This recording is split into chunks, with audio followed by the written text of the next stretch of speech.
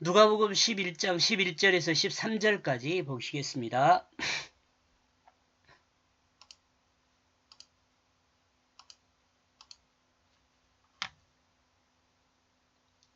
그러므로 누구냐?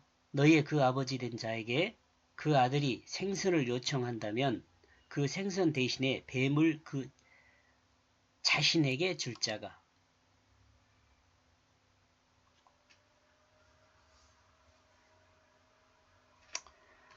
상식이 통하는 사회가 되면 좋죠.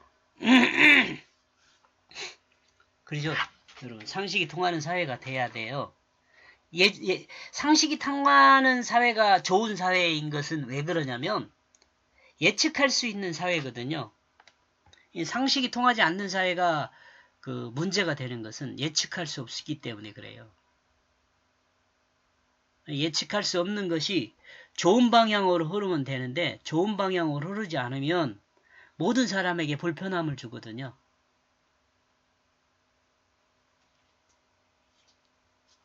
지금 예수님께서도 상식선에서 이야기를 하는 거죠. 상식선에서. 어떤 아버지가 생선을 달라고 요청하는데 뱀을 줄 자가 누가 있냐 이 말이죠. 이 비유는 그냥 그 생선과 뱀을 이야기하는 것 같지만 좀 나름대로 조금 의미를 생각해 보면 다음과 같은 내용들이 있을 수 있습니다. 기도에 대해 하나님이 어떻게 응답하는지에 대한 그 답이 계속 이어지고 있습니다. 하나님께 기도하면 친구 대신 하나님께 기도하면 그 기도를 들어주신다는 거죠. 두드리는 자에게 열릴 것이고 구하는 자가 구할 것이고 조금 문제가 있어도 그러니까 불편함이 있어도 그 불편 감수하고 친구를 위해서 하나님께서는 응답해 주신다는 거죠. 근데 그 응답을 해줄 때 하나님께서 응답을 해줄 때 생선을 요구하면 생선보다 더 좋은 걸 주겠죠. 하나님인데 뱀을 주지는 않는다는 거죠. 하나님은 구하는 모든 것을 주십니다. 그리고 구하는 것에 합당한 것을 주십니다. 하나님은 인간을 유혹하는 뱀을 주지 않습니다. 여기서 뱀이 인간을 유혹했던 그 뱀으로 생각해 볼 수 있어요? 인간을 시험하지도 않습니다. 인간을 시험하지 않는다는 말씀과 일치합니다. 하나님은 믿음의 그 하나님은 사람의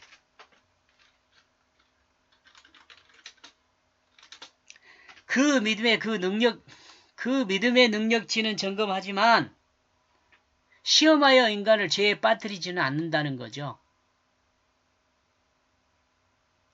오히려 하나님은 죄에 빠진 인간을 구원하십니다. 이 죄에 빠졌다라는 말은 또 어떻게 생각해 보냐면 거짓에서 구원하여 진실의 방으로 옮깁니다. 진실하게 만드십니다. 이를 표현하는 말이 뱀과 생선을 이렇게 비교해서 우리에게 말씀하시는 것이 아닌가 이렇게 생각해 보는 거죠. 뱀은 인간을 유혹한 사탄을 표현하는 존재로 성경에서 사용되었습니다. 그러나 생선은 익듯으로 인간을 구원하는 하나님의 아들 예수 그리스도의 구원을 드리려는 말입니다.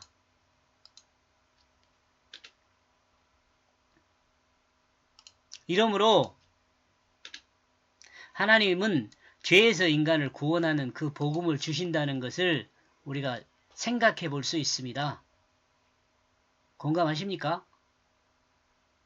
12절 그리고 또 그가 그에게 알을 달라면 그가 그 자신에게 전가를 주겠느냐. 이 말씀도 비유죠. 비유. 하나님은 알을 구하는 자에게 전가를 주지 않습니다. 구하는 자에게 합당한 것을 주십니다. 하나님은 인간에게 독침을 주시지 않습니다. 하나님은 새 생명으로 부활할 생명을 주십니다. 새 생명으로 거듭나게 하는 거죠.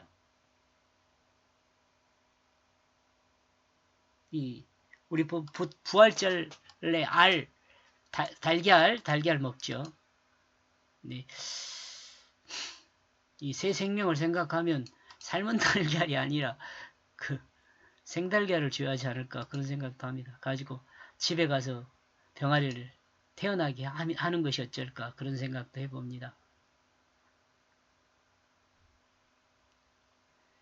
13절 만약 그때 악한 너라도 좋은 것을 알고 너희의 그 자신들에게 줄 것이다. 너희 아버지는 어떻겠느냐? 저 하늘로부터 그는 줄 것이다. 그 성령을 너희를 구하는 자신들에게 그것을 구하는 자신들에게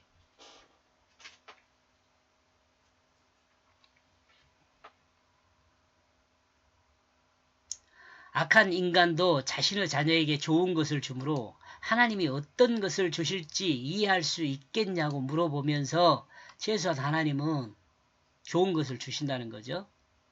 하나님은 악한 인간보다 인간을 자신의 생명으로 더 사랑하고 있습니다. 그죠? 자신의 생명으로 사랑하죠.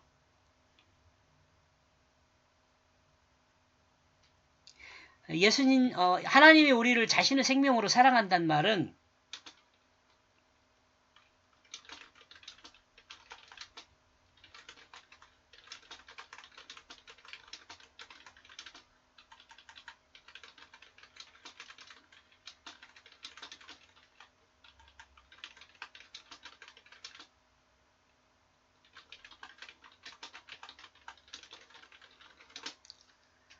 이 말은 예수 그리스도의 대속을 통해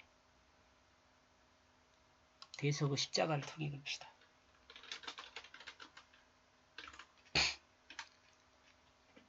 대속의 십자가를 통해 인간이 구원받을 수 있는 길을 완성해 주셨기 때문에 그렇습니다. 인간이 구원받을 수 있는 길을 완성하여 주셨기 때문입니다. 하나님이요. 인간이 구원을 받는다는 증거는 인간의 삶이 하나님의 뜻을 따라 순종할 때입니다. 하나님의 뜻을 따라 우리가 하나님의 뜻을 잘 알아야 하는데 하나님의 뜻을 따라 순종하는 사람은 성령의 사람입니다. 이러므로 하나님께 구하는 자는 하나님의 뜻을 받게 되는 것입니다.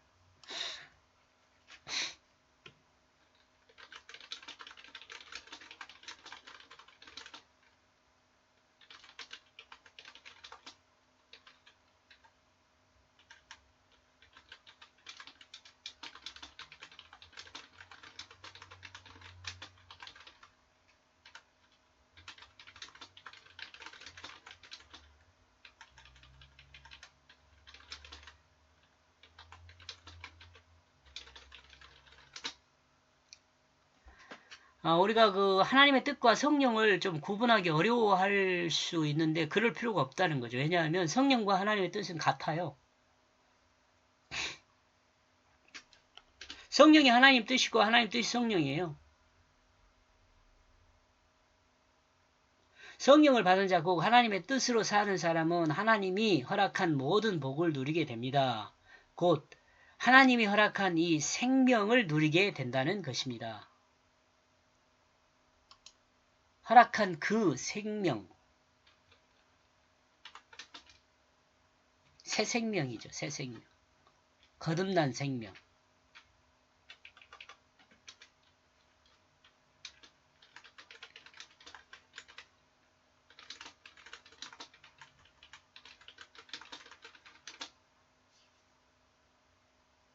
나중에 기회 있으면 방언에 대해서 한번 이야기를 해봐야 할 것 같아요.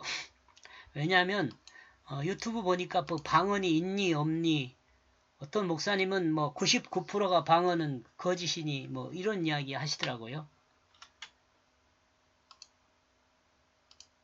근데 그 말이 맞을까요? 일단 1절에서 누가복음 11장 11절에서 13절까지 말씀은요. 하나님은 독이 아닌 부활의 새 생명을 주신다라고 정리해 보았습니다.